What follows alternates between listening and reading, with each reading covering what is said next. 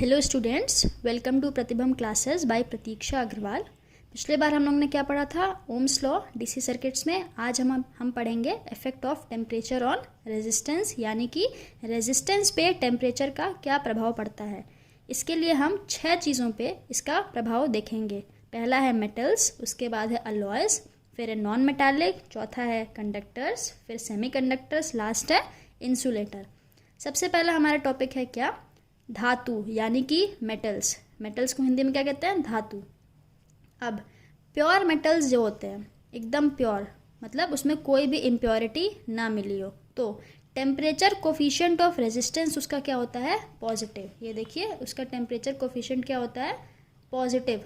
अब temperature coefficient of resistance क्या होता है? देखिए, रेजिस्टेंस और टेम्परेचर के बीच में एक टर्म आता है, वो है टेम्परेचर कोफिशिएंट ऑफ रेजिस्टेंस। अगर वो पॉजिटिव है तो मतलब टेम्परेचर के बढ़ने पर रेजिस्टेंस बढ़ता है और टेम्परेचर के घटने पर रेजिस्टेंस घटता है। बट अगर वो नेगेटिव है, means temperature coefficient of resistance अगर नेगेटिव है तो क्या होता है?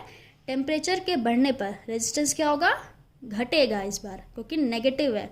और टेम्परेचर के घटने पर रेजिस्टेंस क्या होगा?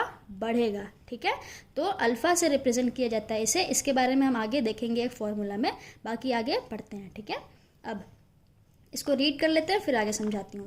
प्योर मेटल्स का temperature coefficient of resistance positive होता है, अतः शुद्ध मेटल्स का प्रतिरोध ताप बढ़ाने पर बढ़ता है तथा ताप कम करने पर कम होता है। ठीक है, ताप बढ़ाने पर इसका प्रतिरोध बढ़ता है और कम करने पर कम होता है। जैसे कि मेटल्स के एग्जांपल्स क्या क्या हैं? सिल्वर हो गया, गोल्ड हो गया, ये सब मेटल्स हैं।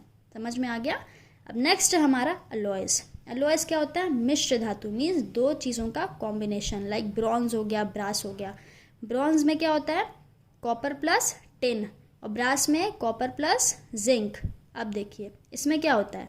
ताप को बढ़ाने से अलॉयज का रेजिस्टेंस भी बढ़ता है और ताप को घटाने से उनका रेजिस्टेंस घटता है। इसका मतलब टेम्परेचर कोफिशिएंट ऑफ रेजिस्टेंस क्या हुआ? पॉजिटिव कि नेगेटिव? पॉजिटिव, क्योंकि ताप को बढ़ाने पर रेजिस्टेंस बढ़ता है और ताप को घटाने पर रेजिस्टेंस घटता है। परंतु इसमें एक एक्सेप्शन। अब अलॉयज फिर इसे क्यों कहते हैं? वरना ये तो मेटल्स हो जाता है ना। परंतु एक ही टेम्परेचर पर अगर मेटल्स और अलॉयज को कंपेयर कराया जाए तब मेटल्स से ज़्यादा रेजिस्टेंस बढ़ेगा अलॉयज के कंपैरिजन में। समझे? देखो, अगर मेटल्स और अलॉयज को कंपेयर किया जाए तो टेम्परेचर बढ़ाने पे मेटल्स का जो रेजिस्टेंस है वो ज़्यादा बढ़ेगा। अगर उसी टेम्परेचर पे किया जाए तो अलॉयज का रेजिस्टेंस कम बढ़ेगा, बट मेटल्स का ज़्यादा बढ़ेगा। और मैंने एग्जांपल दे दिया अलॉयज का, जैसे कि ब्रॉन्ज हो गया, ब्रास हो गया। ब्रॉन्ज में कॉपर प्लस टिन, ब्रास में कॉपर प्लस जिंक। अब तीसरा क्या है? नॉन मेटालिक, यानी कि अधातु। इसको पढ़ लेते हैं, फिर इसको समझते हैं। नॉन मेटल्स का temperature coefficient of resistance negative होता है। नेगेटिव मतलब टेम्परेचर बढ़ाने पर रेजिस्टेंस घटेगा और टेम्परेचर घटाने पर रेजिस्टेंस बढ़ेगा। तो अतः अधातुओं का रेजिस्टेंस टेम्परेचर बढ़ाने पर घटता तथा टेम्परेचर कम करने पर बढ़ता है। जैसे एग्जांपल कार्बन हो गया, ग्रेफाइट हो गया, रबर हो गया, एसेट्रा। ठीक है, अब इसके नीचे आप 3 ग्राफ्स देख रहे हैं। 3 ग्राफ्स है। पहला है कंडक्टर्स के लिए, रेजिस्टेंस और टेम्परेचर के बीच। देखिए, ये टेम्परेचर बढ़ता जा रहा है, रेजिस्टेंस भी बढ़ता जा रहा है। उसके बाद आया सेमीकंडक्टर। सेमीकंडक्टर्स क्या होता है आप लोगों को पता है? कंडक्टर्स और इंसुलेटर्स के बीच की प्रॉपर्टी होती है किसकी? सेमीकंडक्टर्स की। इसमें क्या होता है? रेजिस्टेंस और टेम्परेचर के बीच में एक ग्राफ बनता है। टेम्परेचर बढ़ाने पर रेजिस्टेंस बढ़ता भी है, घटता भी है। उसके बारे में हम आगे पढ़ेंगे। और इंसुलेटर्स में क्या होता है? टेम्परेचर बढ़ाने पर रेजिस्टेंस क्या हो रहा है? घट रहा है। अब इसी को रीड कर लेते हैं। ठीक है, देखिए, चालक, कंडक्टर्स, चालकों का रेजिस्टेंस टेम्परेचर बढ़ाने पर बढ़ता है, means positive temperature coefficient of resistance. अर्धचालक यानी कि सेमीकंडक्टर्स, अर्धचालकों का प्रतिरोध तापक्रम को बढ़ाने से एक निश्चित तापक्रम के बाद घटता है। मैंने बताया ना ग्राफ में कि बढ़ता तो है फिर घटता भी है, घटता है बढ़ता है, ठीक है। तो एक निश्चित तापक्रम के बाद वो घटता है।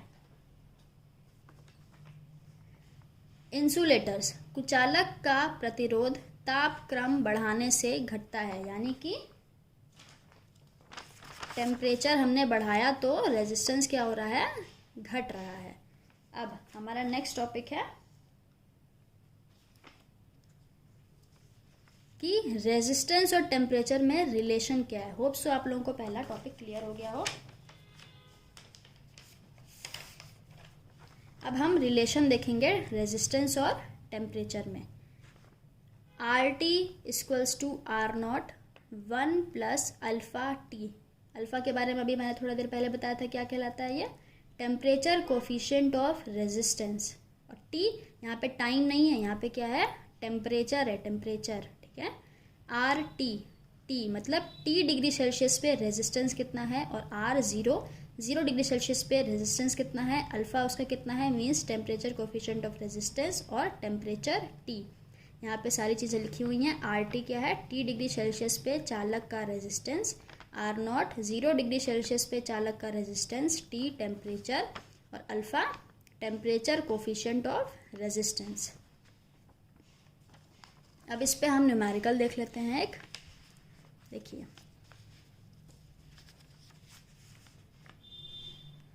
एक चालक का प्रतिरोध 20 डिग्री सेल्सियस एवं 40 डिग्री सेल्सियस पर क्रमशः 43.6 ओम तथा 48 ओम है।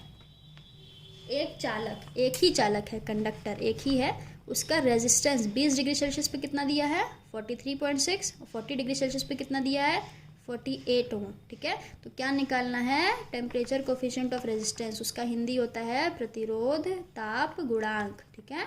तो फॉर्मूला अभी हमने ऊपर पढ़ा, RT equals to R0 1 plus alpha T.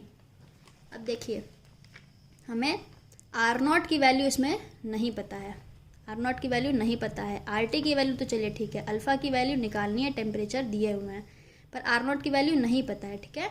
तो पहले R20 रखेंगे, R0 वैसे का वैसे ही 1 प्लस अल्फ़ा नॉट निकालना है, इंटू टेम्परेचर क्या दिया है 20 पे, और इसकी वैल्यू क्या दी हुई है 43.6। अब R40 पे, ठीक है, R40 पे, R0 नहीं पता, 1 प्लस अल्फ़ा 0 मतलब अल्फ़ा नॉट अभी हम लोग को निकालना है 40 डिग्री सेल्सियस पे, और इसकी वैल्यू क्या दी हुई है 48 ओम। इन दोनों को डिवाइड करके अल्फ़ा की वैल्यू हम लोग निकाल लेंगे। क्या करेंगे, ऐसे देखिए, RT equals to R20 upon R40 equals to 1 plus 20 alpha upon 1 plus 40 alpha, ठीक है। तो अल्फ़ा नॉट की वैल्यू निकल जाएगी। होप सो आप लोगों को ये इतना क्लियर हो गया हो। अब आगे का टॉपिक है हमारा heating effect of electric current. Heating effect of electric current, चालक में विद्युत धारा के प्रवाह के दौरान जब इलेक्ट्रॉन गति करते हैं तो उनके आपस में बार बार टकराने के कारण फ्रिक्शन उत्पन्न होता है। फ्रिक्शन तो आप लोग जानते ही होंगे। इस उत्पन्न फ्रिक्शन के कारण इलेक्ट्रॉन्स की काइनेटिक एनर्जी का कुछ डिक्रीमेंट होता है। देखिए, लॉसेस तो होंगे ही, कहीं भी कुछ भी हो रहा है तो उसमें कुछ ना कुछ लॉसेस होंगे फ्रिक्शन की वजह से, ठीक है। तो जो हीट के रूप में परिवर्तित हो जाती है, यह हीट चालक का टेम्परेचर बढ़ा देती है।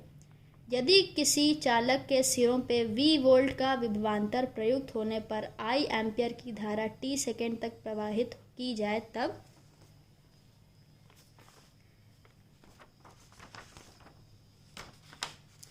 क्या होता है, U equals to VIT, V मतलब वोल्टेज, I करंट, और T इसमें टेम्परेचर नहीं है, इसमें क्या है, टाइम है, टाइम, ठीक है। तो I स्क्वायर RT, और I को क्या लिख सकते हैं V बाई आर, तो V square by R into T, ठीक है। तो इसकी यूनिट क्या हो जाती है, जूल्स, और या तो वॉट सेकेंड। अब देखिए, heating effect of electric current, कोई करंट होती है जो फ्लो करती है, इसके बारे में इसके पिछले वाले लेक्चर में मैंने आप लोगों को करंट के बारे में बताया था। अब करंट को कैसे इस्तेमाल कर सकते हैं हीट प्रोवाइड करने में, या फिर करंट का हीटिंग इफेक्ट जो है, मतलब उसमें से जो गर्मी निकल रही है या फिर ऊष्मा ऊर्जा निकल रही है, उसका हम लोग कहाँ यूज़ कर सकते हैं, कैसे यूज़ कर सकते हैं, और कहाँ कहाँ देख सकते हैं, उसके बारे में हम लोग इसमें पढ़ेंगे। देखिए इसमें क्या होता है, कंडक्टर में जो इलेक्ट्रिक करंट फ्लो हो रही है उसमें इलेक्ट्रॉन्स होंगे ही होंगे, और वो इलेक्ट्रॉन्स बार बार टकराते हैं तो उसमें क्या होता है, फ्रिक्शन जनरेट होता है। अब इस उत्पन्न फ्रिक्शन के कारण जो है इलेक्ट्रॉन्स की जो काइनेटिक एनर्जी है वो कुछ डिक्रीज होती है। तो डिक्रीज होगी तो हीट जनरेट होगी, और हीट, वही जो हीट जनरेट हो रही है वही उसका टेम्परेचर, उसी कंडक्टर का टेम्परेचर क्या होती है, बढ़ा देती है। तो उसी को हम लोग यूज़ करते हैं बहुत सारे जगहों पे, जैसे कि फ्यूज़ जानते हैं, घरों में फ्यूज़ लगता है, फ्यूज़ की लोग बोलते हैं ना फ्यूज़ उड़ गया, मतलब ये जो फ्यूज़ से करंट पास होती है, अगर फ्यूज़ मेल्ट हो गया तो हमारा सर्किट अपने आप बंद हो जाता है या फिर स्विच ऑफ हो जाता है, सब कुछ हमारे इक्विपमेंट्स बच जाते हैं। दूसरा है बॉयलर, हम थर्मल पावर प्लांट में इसके बारे में पढ़ेंगे। तीसरा है वाटर हीटर, देखिए पानी को गर्म करते हैं वाटर हीटर में, तो उसमें भी करंट का जो हीटिंग इफेक्ट है उसका प्रयोग लिया जाता है। चौथा है इलेक्ट्रिक आयरन, जिससे हम लोग कपड़े प्रेस करते हैं, उसमें भी करंट के हीटिंग करंट का यूज़ किया जाता है, हीटिंग इफेक्ट का यूज़ किया जाता है। पांचवा हो गया वेल्डिंग, वेल्डिंग भी आप लोग देखे होंगे कि उसमें से चिंगारी निकलती है, उसमें भी हीट होती है जिससे कि दो मेटल्स जुड़ जाते हैं या फिर दो एलिमेंट्स, दो मटेरियल्स जुड़ जाते हैं। ठीक है, होप सो आप लोगों को ये क्लियर हो गया हो। आगे के टॉपिक्स हम लोग नेक्स्ट वीडियो में डिस्कस करेंगे। Thank you.